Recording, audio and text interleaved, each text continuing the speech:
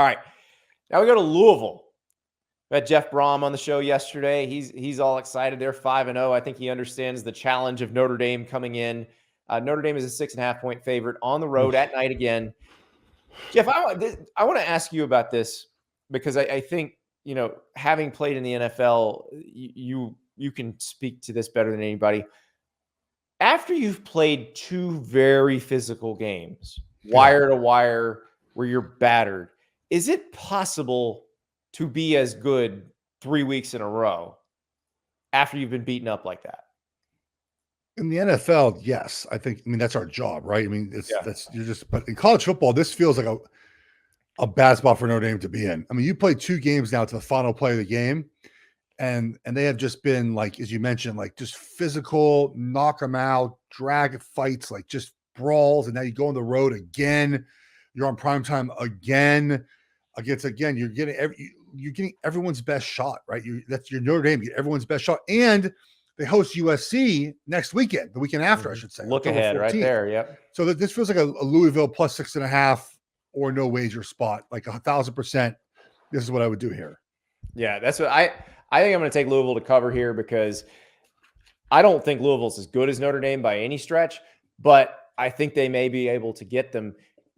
Not even just cover. I think they may be able to win outright just because, like you just said, Notre Dame has been battered the past 2 weeks. Yeah. Those are emotionally draining games. I mean, if you that video that Notre Dame put out where they had the coordinator and assistant's headset audio on the last drive. That was so cool, dude. Oh my God, it was awesome. It was so fun to hear. The best thing about what Notre Dame did was they gave fans an inside perspective without sharing any inside information. Right. So all of us got to hear the coaches talk, and they didn't say anything. They're like, "Oh, should we go for 2? Should we have a play?" I was like figuring they were going to say, like, at some point, like, because they specifically talked about, okay, if we have to go for 2, what's our play going to be? Someone answered, they're going to be in zone. And I figured they'd say, okay, let's run, blah, blah, blah, play. And like, we didn't get any of that, but it was super cool. I actually have never been on a headset before. I don't know if you've ever been on a headset before. I've had the quarterback comms in before, which is the coach calling to the quarterback.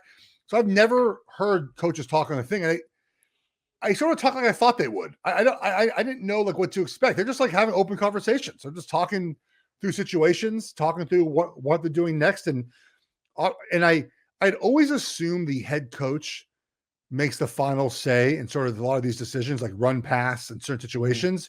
And it confirmed because Marcus Freeman was the one deciding what they were doing, what the general plan was on offense. Yeah, like when they go for it or if they're saying, should we run it here? Should we? And it's usually like a one-word thing.